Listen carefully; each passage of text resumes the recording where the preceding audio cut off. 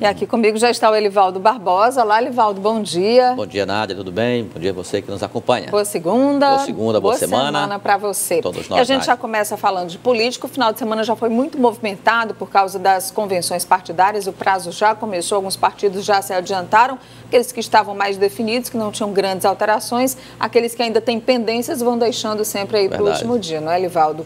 E a notícia do final de semana é realmente o anúncio feito pelo governador Wellington Dias no último sábado de que a chapa está fechada. Wellington Dias, candidato ao governo do estado, Regina Souza, também do Partido dos Trabalhadores, candidata a vice-governadora, Marcelo Castro e Ciro Nogueira disputando as duas vagas do Senado, Elivaldo. Quer dizer, Nádia, o governador Wellington Dias só confirmou o que nós já abordávamos, a imprensa toda já abordava, desde o meio da semana passada, quando o governador descartou a possibilidade do MDB indicar o vice, mais precisamente o presidente da Assembleia, como seu companheiro de chapa. Ali naquela frase, naquela reunião à noite que nós estivemos lá no Palácio de Karnak, estava ali elucidada toda a chapa governista, ou seja, o governador ia buscar uma alternativa do próprio PT para compor a sua chapa e encontrou na senadora Regina Souza. Eu diria que é uma postura, Nádia, extremada do governador Wellington Dias, ou seja, ele ousa nessa chapa, assumindo toda e qualquer responsabilidade sobre as suas consequências para a vitória ou para a derrota. Pela primeira vez,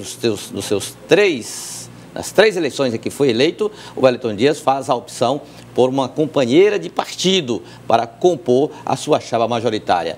Para uns, um risco muito grande, não repercute bem politicamente. Agora, para outros, a alternativa para assegurar o partido, até mesmo na sucessão, caso seja reeleito em 2022. Bom, Elivaldo, é a repercussão também dentro do MDB, que durante muitos meses esperava a indicação do deputado Temístocles Filho, mesmo antes ainda, quando havia uma disputa interna envolvendo o ex-ministro João Henrique, que depois desistiu.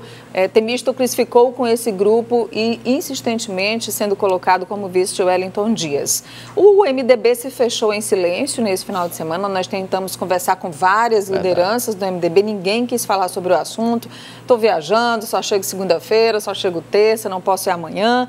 Mas nós conseguimos um áudio do deputado estadual João Madison, conversava com ele ontem, e ele mandou a seguinte mensagem para a gente. Vamos ouvir. O PMDB ainda está conversando, dialogando com toda a sua base. Estamos também esperando o nosso presidente da Assembleia, deputado Temístocles, a quem nós devemos muita consideração. Precisamos que ele possa fazer a sua análise, conversar com as suas lideranças, como nós estamos conversando. Todos nós viajamos para o interior, chegamos no domingo e vamos esperar até terça-feira para que a gente possa estar tomando uma decisão em conjunto, amadurecida e principalmente para preservar o partido, o PMDB. Então essa posição, acredito eu, que deve ser toda ela unida, nós não podemos sair divididos. Então estamos nos esforçando para que a gente possa estar dialogando com todas as bases, com todos os pré-candidatos a deputados estaduais, com o presidente Marcelo Castro, com o nosso presidente Temístocles, para que a gente possa estar amadurecendo e vamos então colocar para a opinião pública qual é a posição do partido. Então, amanhã, Elivaldo, o MDB deve dar essa posição e o deputado João Madison disse que é importante a união, a unidade do partido nesse momento. Unidade que dificilmente ocorrerá, Nádia. Eu também viajei. Né, o partido. Está fissurado. Demais. Eu também viajei, Nádia, no final de semana para o interior do Piauí. Estive no Maranhão no meio da semana, mas fui também para o Piauí. E constatei o seguinte: a chapa anunciada vai exigir do governador Wellington Dias um esforço muito grande e competência para fazer com que ela seja digerida, assimilada na sua base aliada, porque no primeiro momento não foi. Um impacto muito grande, a resistência é enorme à chapa pura PT-PT para o governo do Estado. É como se fosse, na avaliação da base aliada ao governo do Estado, e eu digo isso sobretudo em relação ao MDB e ao Progressistas, é como se fosse uma negação do princípio da aliança ou do compartilhamento de poder na composição de uma chapa majoritária. Isso vai exigir do governador, como disse, um esforço muito grande para tentar reverter essa situação. E pela fala do deputado João Madison, eu não tenho a menor dúvida, mais uma vez o MDB vai divididíssimo para essa eleição.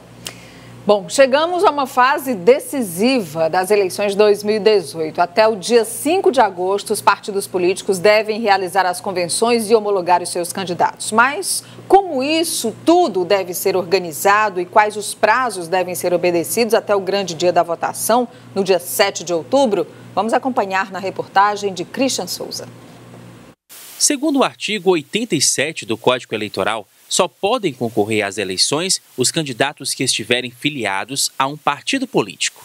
Uma vez que cada partido político possui inúmeros filiados, é necessário escolher entre eles, em convenção partidária, os que vão ser candidatos a cargos eletivos. Conforme estabelece a Lei de número 13.165 do ano de 2015, a Lei da Reforma Política, as convenções devem ocorrer no período de 20 de julho a 5 de agosto.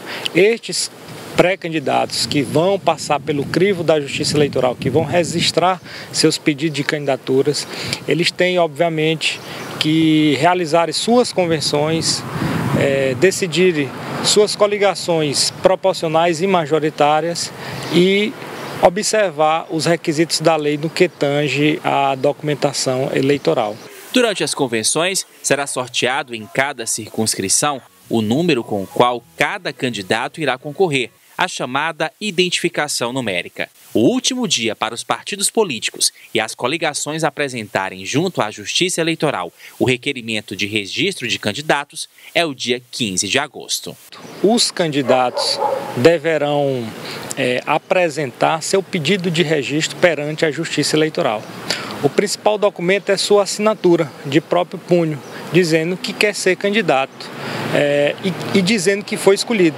Vão juntar uma ata, que é a ata da convenção, vão juntar seu título eleitoral, vão juntar certidões negativas das diferentes justiças do Brasil e vão apresentar o pedido. E aí é só esperar a Justiça Eleitoral deferir ou indeferir o pedido de registro. No dia 16 de agosto, passa a ser permitida a realização de propaganda eleitoral como comícios, carreatas, distribuição de material gráfico e propaganda na internet, desde que não seja paga, além de outras formas.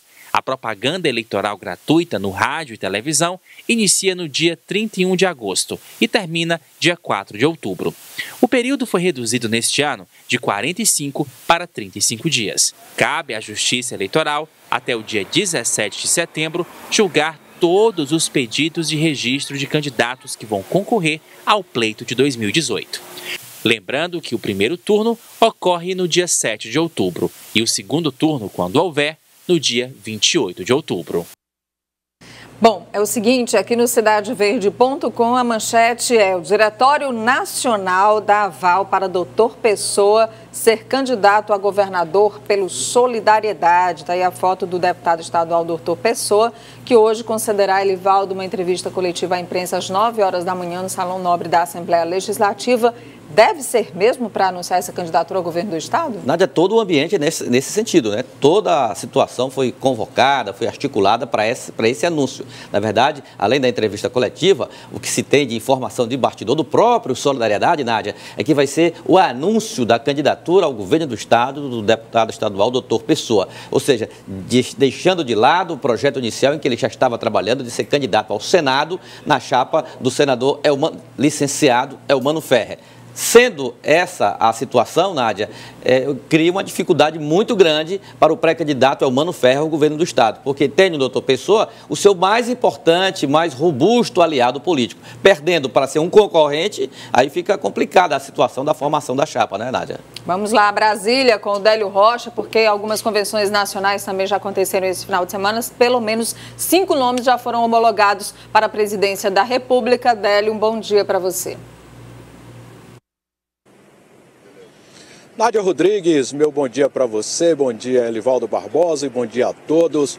Olha, Nádia, a última convenção realizada foi ontem do deputado Jair Bolsonaro, do PSL, mas não foi a festa que ele esperava, já que ele imaginou um evento de lançamento de sua candidatura com a participação de aliados de outros partidos, mas por enquanto o deputado Jair Bolsonaro só conta mesmo com o apoio dos seus correligionários. Ele deve, portanto, seguir sozinho na disputa presidencial.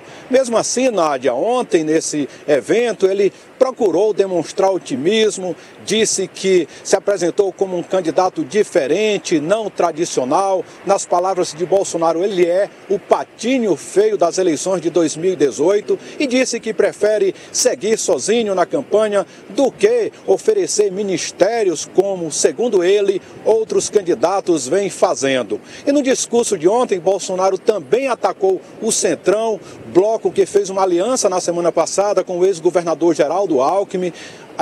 O deputado Jair Bolsonaro disse que o blocão, o Centrão, representa a escória da política brasileira, mas nesse discurso Bolsonaro também apresentou suas propostas caso seja eleito presidente da República. E caso isso aconteça, Nádia, ele disse que deve privatizar a maioria das estatais brasileiras, incluindo alguns braços da Petrobras. E ele também disse que deve também diminuir o número de ministérios, inclusive acabando com o Ministério das Cidades. Agora, Nádia, Elivaldo, o vice de Jair Bolsonaro continua aí sem indefinido, né? A tendência é que seja escolhido dentro do próprio PSL. Já foi convidada para a vaga a advogada Janaína Pascoal, aquela que é uma das autoras do pedido de impeachment da ex-presidente Dilma Rousseff, mas Janaína Pascoal disse que não está decidida ainda e que prefere olhar nos olhos de Bolsonaro antes de tomar essa decisão.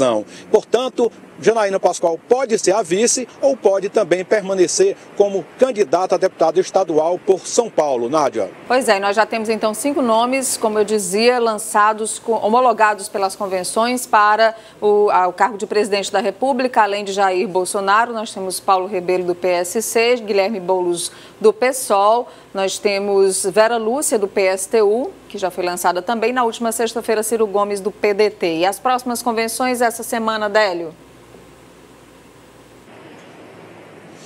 Olha, Nádia, a próxima convenção vai ser no domingo, quando a Democracia Cristã vai formalizar o nome de José Maria Eimael para candidata a presidente da República. Agora, Nádia, antes a gente falava aí que poderia haver um recorde de candidatos nas eleições deste ano, concorrendo ao Palácio do Planalto, mas o desenho atual, depois de algumas desistências, mostram que esse número não deve ser tão grande como a gente imaginava antes, mas que pode chegar a 14 nomes. Mesmo assim, é um número significativo, só que boa parte aí desses nomes, Nádia, são candidatos mais a coadjuvantes, como o próprio José Maria Eimael, que vai para a sua 5ª campanha à presidência da República. Nádia. Muito obrigada, Délio Rocha, falando ao vivo lá de Brasília, com as informações dessa semana e a próxima também até o dia 5, de agosto, último prazo para as convenções partidárias.